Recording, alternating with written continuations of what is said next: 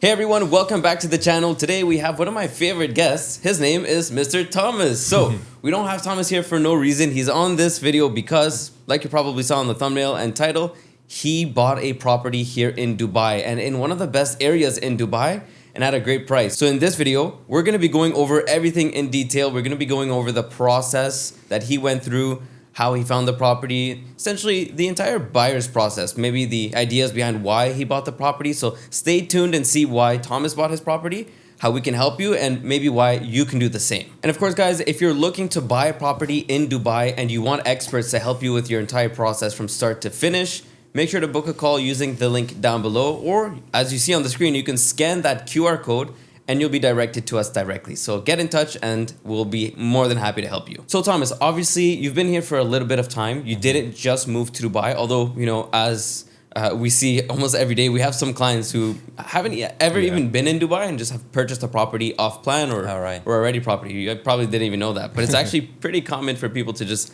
go ahead and make that investment. And we kind of joke internally that Dubai is one of the only places where you feel safe enough to do that. To just buy a property without even stepping foot in the country, right? And actually most of the transactions, or at least 50%, you know what the amount of transactions are for off-plan properties? Yeah, so at the moment we're looking at 70% of the transactions being off-plan and then 30% being ready, of course. So it's a massive number at the moment. Do you know if that's for initial sales or including resales as well? I believe that's for initial sales. So that's initial sales. Initial sales, purely okay. off-plan. Yeah, because obviously once a property is built, once it gets sold again, it's not going to count towards that. That's counting towards a ready property. So yeah, so obviously Tuomas, you've been here for a while. So your decision to invest was a little bit more based off of knowledge, and in terms of, you know, your actual investment, it was for end use, right? So tell us a little bit more about why you bought a property now instead of maybe 3 years ago when you first moved here. So there's roughly two reasons, I would say. Firstly, when I moved here, I actually just didn't have that much money. Like, I actually moved here with a net worth of pretty much zero. I just wanted to come here because I was on a high income relative to my wealth, and I knew that if I came here, I would be able to stack wealth much faster than anywhere else in the world. So I had to kind of wait to be at the point where I even like had enough money for a down payment. And also I knew that my wealth was increasing at such a high rate that if I bought 2 years ago, then now I would be disappointed that I didn't wait another 2 years, because what I can get now is so much better than I could get at that time. So over these kind of couple of years, I developed like an idea of what I want, what kind of quality I want, and what I'm happy with. And essentially it was just a question of when am I at the point where I am able to / willing to put the money that is needed to be put to get the kind of property that I want. And I even ended up going a little bit above the initial budget that I had. So I'm very glad that I waited until this point, because I was actually able to buy a super nice property in pretty much the exact area where I want to buy. So I'm not going to be disappointed in the long run. And the second reason was that obviously when I moved here, I didn't really know the areas. And obviously I could have bought for investment and then it doesn't really matter that much. But I kind of knew that I want to buy for end use. I like the idea of living in a property that I own myself, because then I can furnish it and everything like that. So I wanted to take some time to understand Dubai a bit better. To understand, first of all, do I see myself staying here? Because if I'm going to move out, then that would not really be so good. To understand the areas and things like that. And I think at this point, I had a pretty good idea of what I like, what I don't like.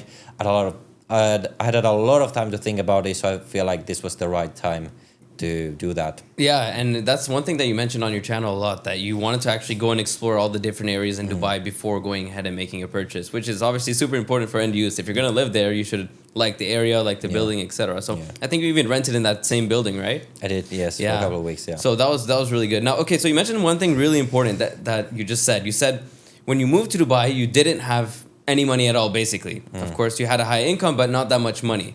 So my question is, if you didn't move to Dubai, do you think that you'd be able to afford that same property today, considering that your income level would be the same, let's say, theoretically? Yeah, no chance. But there's like two things to consider. Like, first of all, like my absolute wealth would be much lower just because I would have had to pay all that money in taxes, right? And the other thing is, like, let's say I'm living not in Dubai, but in like London where I was living before. Property values there on average are like 3x what they are in Dubai. So not only would my wealth be like half of what it is now, I would have to pay to get the same value, like 3x the price. So really it's like a 6x difference in like what I can actually afford. if you compare to the scenario where I just stayed in London or something like that. So no, absolutely not. And that was one of the reasons why I wanted to come here, obviously, because at this stage of life, I want to be able to build wealth as fast as possible so that I can buy a home for myself that I like. And this is no other place where that is going to be faster than here.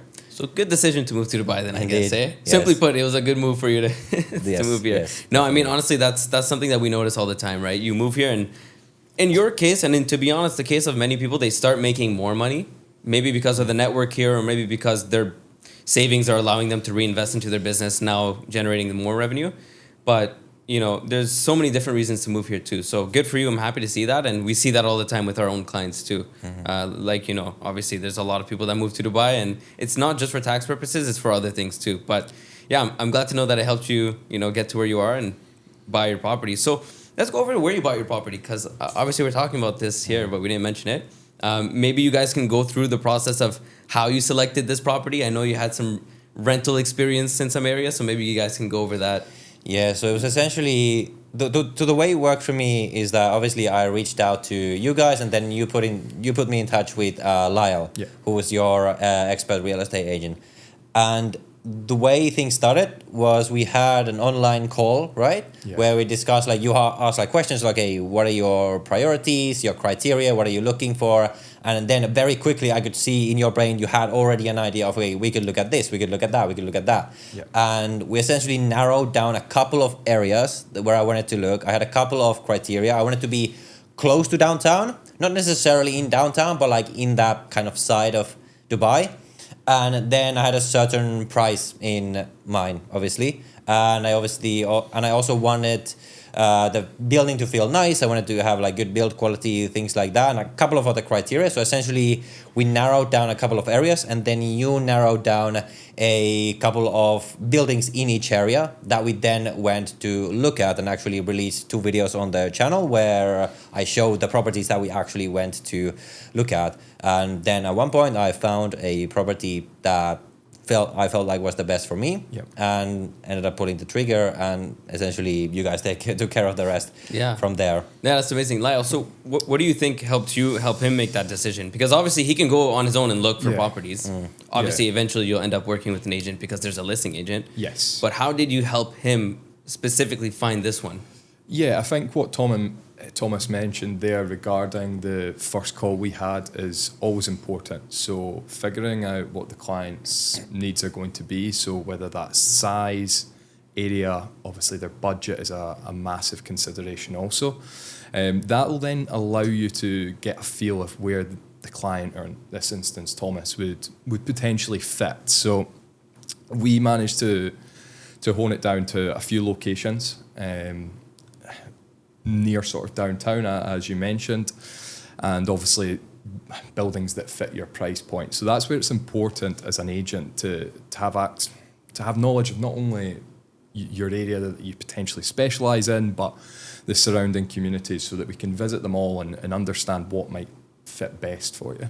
Yeah, and the thing with Lyall is you worked a lot with downtown, you've worked with Creek Harbour, you've worked with all the major areas, so you know basically what all the buildings look like. I have a joke with Lyall. Whenever I speak about a building with him in downtown, he's like, oh, I know every single layout there. So that kind of helps you make your decision too, not because you know the exact layout, but because you know all the towers that are available, you can then choose, okay, this is their budget, they want this, they want that, okay, this is the best building for them, or these are the best buildings for them. And you don't have to waste time looking for properties or looking at properties that are not in your description. So even me, myself, you know, like if you live in a building for long enough, you'll find flaws with it. And once you learn those flaws, then you'll be able to say, okay, maybe this is not the best for someone who wants this or that. And working with someone like you, Lyall, you know all the flaws in every building. So it definitely helps. Yeah, no, definitely. I think as well, you can sometimes use your knowledge and not surprise your client as such. But I suppose when we first had the conversation, we're probably more set on going to downtown than anywhere else.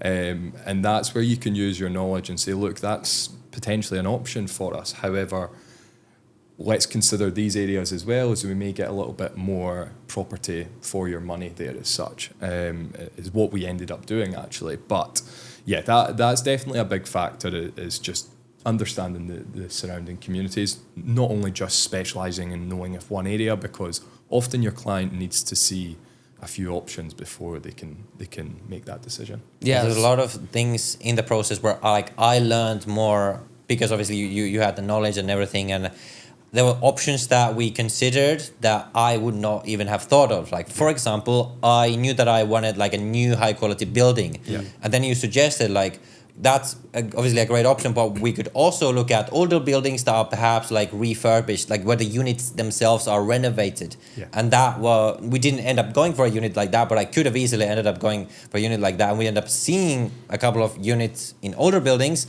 but they were renovated. So actually they seemed very, very nice. And that was just something that I would not even have thought of if I had not been working with you, essentially. And there were a lot of like specific things like this that throughout the process, it would have taken me a long time to figure out on my own, that I was able to figure out straight away with you. So what were your top 3 options for buying? Which were the top 3 towers, I should say, that you were considering to buy? At the end, so the 3 areas we looked at were Creek Harbour, Sober Heartland, and downtown. And from those, we narrowed down quickly a couple of towers that perhaps weren't the best. In the end, what would be the top 3? The top 3 would probably be the Grand in the Creek Harbour, where I actually ended up building, where I actually ended up buying. Then it was Creek Edge, which is right next to the Grand in Creek Harbour. And then there was one tower in Sober Heartland by Ellington. I actually forgot the name of it. That was a super, super nice unit. But I ended up deciding that Creek was more the area where I wanted to go, so I didn't end up going for that one. So those were probably the top 3, and that was kind of surprising to me because, like you said in the beginning, I was like, yeah, I'm probably gonna go to downtown. But then when we looked at the units there, like sure they were good, but clearly I was able to get more for my money in those other areas. And when I really thought about my specific lifestyle and stuff, I mostly stay inside. I don't need to be in downtown. I'm not going out to Dubai Mall like every day. It's enough to be close and be able to get a bit more for my money in some of those other areas. So that's why we actually moved out of downtown quite quickly. Yeah, that's basically what happened, right? You were looking at older downtown buildings because everything downtown is a little bit older now. Yeah. We have to be honest. Yeah. Most stuff there is old. And the ones that are new, often their sizes are quite small, and that was quite important for me as we learned in the process. I wanted a big size.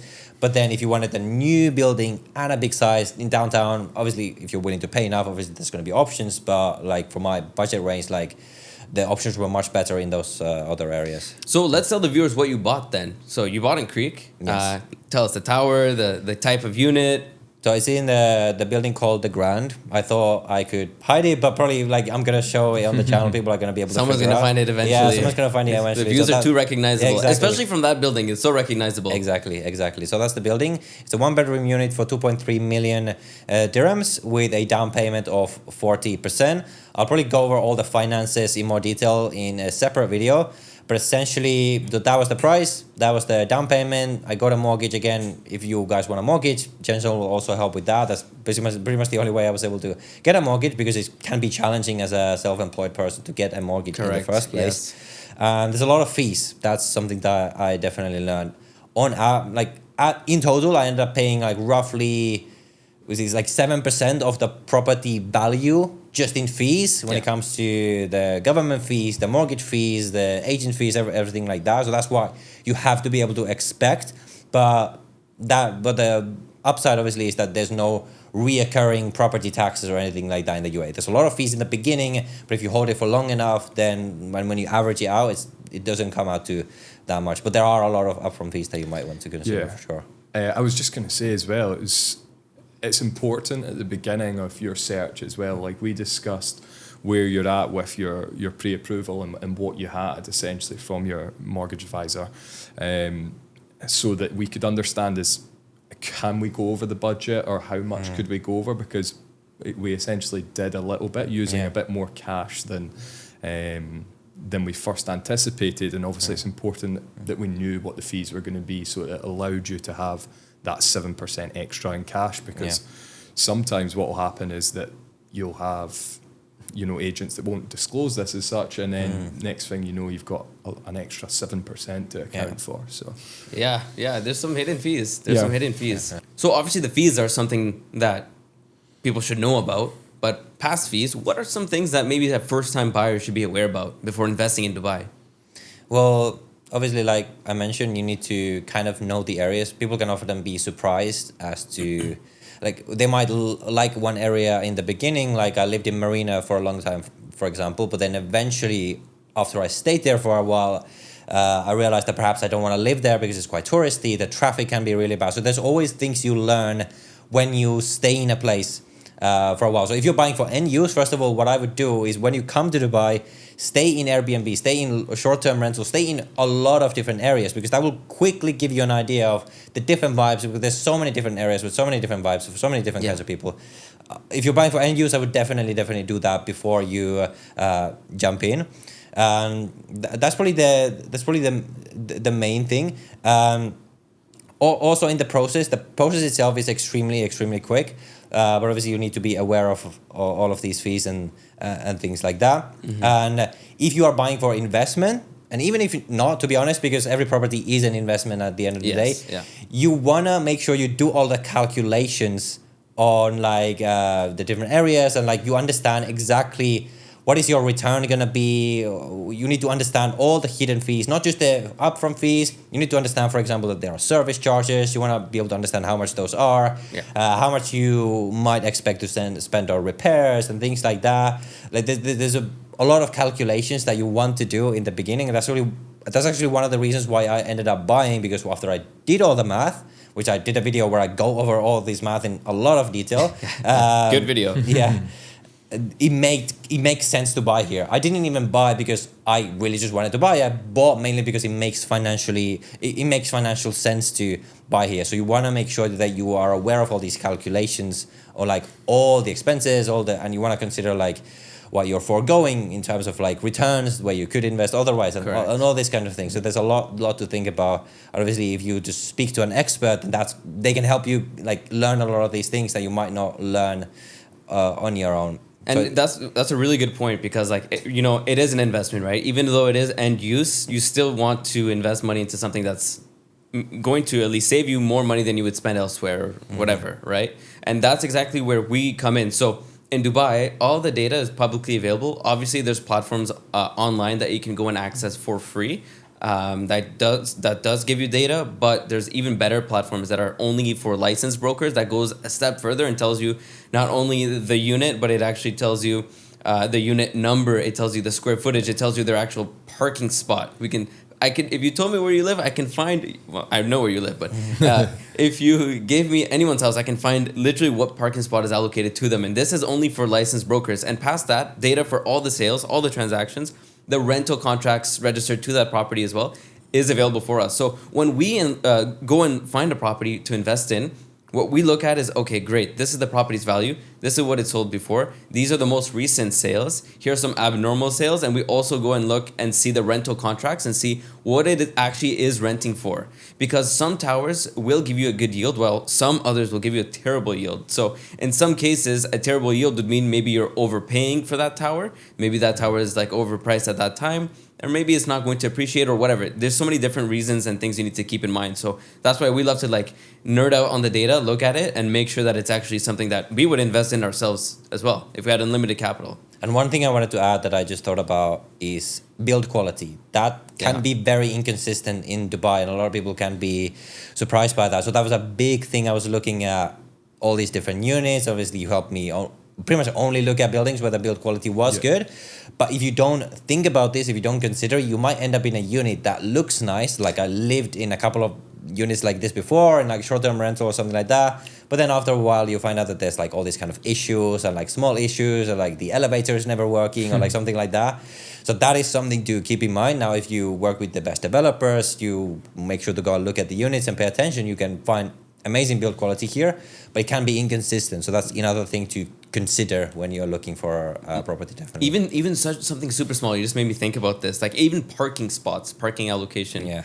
Like I had a negative experience with my current building where I love the unit, I love the building, but the parking is on B2, and I have to go down two levels. And I had B4 before. Oh my god! I had to go 4 levels on these tiny. I scratched the rental car like 3 times trying to go down. I was like, Again, these are like the small things that you realize after a while. Like when I buy my apartment, Yes. this cannot be. Yes, this cannot be exactly. And where you bought the parking is amazing. Yes, exactly. Yeah. But for example, like you just said, I experienced this. I didn't scratch the car, but I scratched the rims a few times until I perfected the angles. But you shouldn't have to be a professional stunt driver to not scratch the rims, you know. And this alone is making me reconsider every building that I'm going to invest or rent in. The agents that I go on viewings with, if it's not Lyall for a ready property, they're all confused. They're like, why does this guy want to go see the parking? I run in the parking, I look at the parking spot, I run down everywhere, I look at how thick the wall, wide the walls are, and it is important. Even right now, I love playing tennis. I want to move into a tower that has a tennis court. Yeah. My tower actually has a tennis court. Yes, it does. Amazing Yes, tennis court. yes. Yeah, that's why it's actually so popular. Yeah. Not many towers have tennis courts, and that's actually a really unique selling point. But in downtown, there's only around, I think, 3 with tennis courts. And before I go buy and rent in a tower, my girlfriend was like, yeah, this is perfect, but let's grab our rackets, our tennis balls, and on the next showing, let's go and actually play to make sure the court is actually right. Right. So, you don't want to pay $200K for rent or something, and then the tennis court doesn't suit you. Yeah. So these are things that, when you work with an agent, they'll know. For example, if you mention a building to Lyall, he'll know, okay, well, this tower has really bad parking on this floor. Maybe on B1 it's good, but B2 you're going to have to go through a specific turn that you won't like. Like, these are things that you have to keep in mind when you're working with someone. Yeah, definitely. I think we covered a majority of the points there you'd be looking for a first-time buyer. And as you said, Thomas, as well, with the developers and the build quality, it's massive. I think when we were looking for your unit, we were set on the Creek Harbour as the location that you wanted, which is master developed by Emaar. So all the developments there are at Emaar, but we've seen a Ellington building in Shoba Heartland, and Ellington is really top tier in terms of build quality, finishing, and so on. And that almost made us go for that location. I was very tempted. Yeah, just on the basis of that. And then also what you said, Kevin, about the data is a massive one, because especially as me, if you're buying with a mortgage in Dubai, the bank are essentially lending you the money on your property. So the property needs to value by the valuers. So it's important before you buy the property that it is, especially if you're buying with a mortgage, that it's going to hit the valuation, because if not, the bank won't lend you the full amount of money. And then it's too late. Yeah, so in your instance, I knew that there was higher floors that it went for more, and we'd seen very close transactions on slightly lower floors. So we knew that it was good value in the market, because the market is so hot at the moment as well. So yeah, definitely good points to consider. Especially in that tower too. Now, okay, last thing I have for you, Mr. Thomas. You bought a property. What are your next goals or steps? Do you have any future plans with Dubai real estate? Maybe off plan, ready? Are you considering anything? Not in the near future, but for the near future, I just want to build out my stock portfolio and things like that, because now I put a large chunk into one property. 40% down. Yes, exactly. Yeah. So before I put more into property in Dubai, I'm gonna build out my portfolio in other places a bit more. But at some point, definitely, I would think about either a rental property on holiday homes, like I know you have one of those, or an off plan. I'm not sure yet, but let's say in 2 years or something like that, I'll be looking at it again. Yeah. Again, I'll have a long time to think about that. Who knows? Maybe with the tax-free savings, you'll be buying another one before you know it. Honestly, you never know in Dubai. Next week, you can meet someone who's going to help you make even more money, and who knows, maybe things something can change happen very, very quick. Yeah, so... What about off-plan? You guys obviously also do off-plan. You mentioned 70% is off-plan. Is that correct? Yeah, currently, yeah. When a client comes to you and is looking to buy a property, how do you approach the conversation of when do you recommend off-plan? When do you recommend ready? How do you think about when is one better or the other? Yeah, that's a very good question, and there's probably quite a few layers to it. What I would say in general is that, first of all, we need to figure out, are they going to live in the property or is it investment? Secondly, do they need the property right now, or are they happy to rent? What's their situation there? So that'll definitely help us look into that aspect. If they are an investor and they've got a lot of cash there, that's probably someone that we could quite easily put into off-plan. As we've mentioned, off-plan is seeing a lot of the transactions because it has such generous payment plans. So like you said, you put down 40% for the mortgage, 40% down in your instance, and then a 60% mortgage. The off plan, you're buying the property cash, but you are on sometimes a 50-50 payment plan, sometimes even more generous.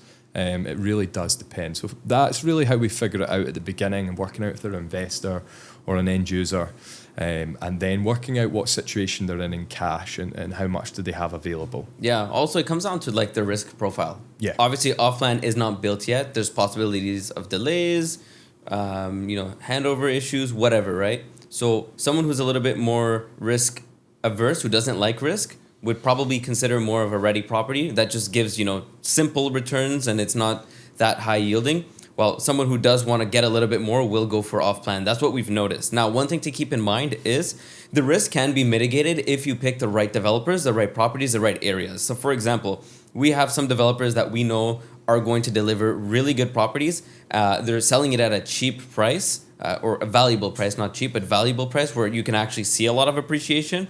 And they will hand it over on time because they have a really good track record. Yeah. But now more and more on the market, the problem with off-plan is we've seen a lot of the time, a lot of people, not people, but a lot of developers have really shifted. It's no longer value-driven. Now off-plan, for a lot of the properties that are being sold off-plan, are being sold to people who just can't afford to get a ready property. So they're getting a worse deal on an off-plan property. For example, let's say something's not built yet. It's selling at 2,000 dirhams per square foot. In the exact same area, it could be 1,800.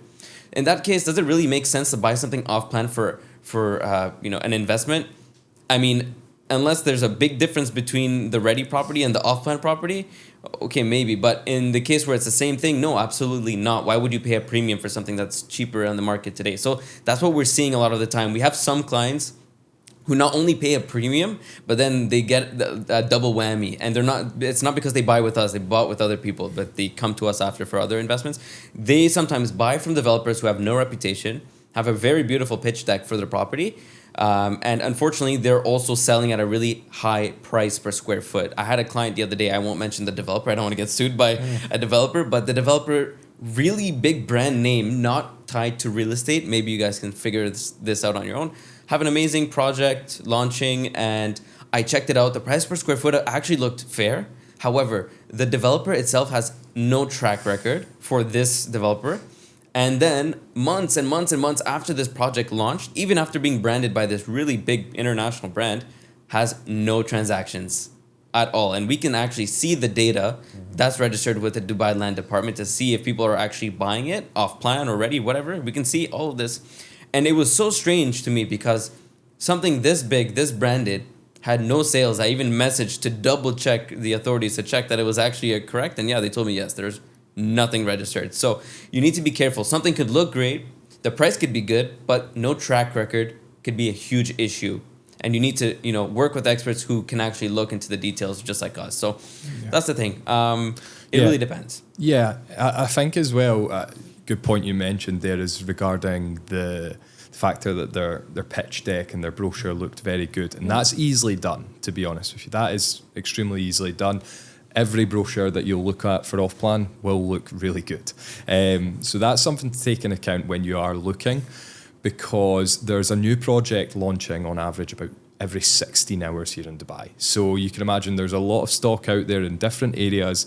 And as soon as you start looking for a property, I can imagine the search engine through your phone and all these different things, it will start to showcase different launches, different payment plans. And that's where you need essentially a broker to make sure that you're getting into the right project. Someone that knows the market, knows the areas that you're investing to, and the developers as well. So that's the things to be cautious of for sure. One thing to mention, so that example that I was giving you, it's a real example. So my client, he made an EOI on that developer without telling me. He made an EOI on that developer. It was only 20,000, thank God. After I told him all this information, he just gave up his 20,000. Because he was like, I don't want to invest more into this developer if they're not going to build the project. And that's just one case. There's so many cases where this happens time and time again. Now, you mentioned again, why would someone choose off-plan or ready? Honestly, again, it comes to the person's taste, right? Some people genuinely know they'll make less money maybe owning the property or buying in this area, but they're just happy to do it because it makes them happy and satisfied. That's totally fair. Not everything has to be to make the most amount of money possible. It could just be what makes you happy. In some cases, some people know that buying an apartment with a Burj Khalifa view will get you maybe less of a yield because you're paying more. However, the appreciation might be a little bit better, but they don't care. They just want something with a Burj view. I have some clients who literally told me, Kevin, I don't care where I'm buying. I just want to have the top floor. And I want it to be over 40 floors.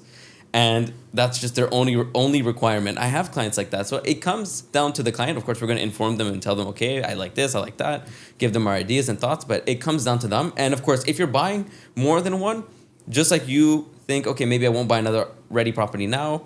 I want to diversify. Same thing for them. I own multiple properties myself, both off plan and ready.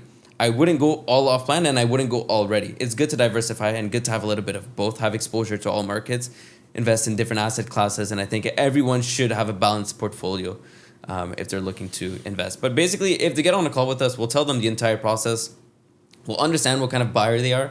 And then we'll tell them, okay, maybe this is better suited for you instead of this. But yeah, basically that's it. Of course, guys, if you're looking to buy any real estate in Dubai and want experts to help you, make sure to book a call using the link down below. Mr. Thomas, are you happy with your property? Definitely. Very happy. So he's going to move in. Everything's going to be, wonderful. First property. We're looking forward to helping you, with your next properties. And if you need anything, let us know. But of course, if you guys are looking for the same thing, book a call using the link down below or scan the QR code found on this video. And if you're not ready to book a call just yet, there's a video right here you can watch.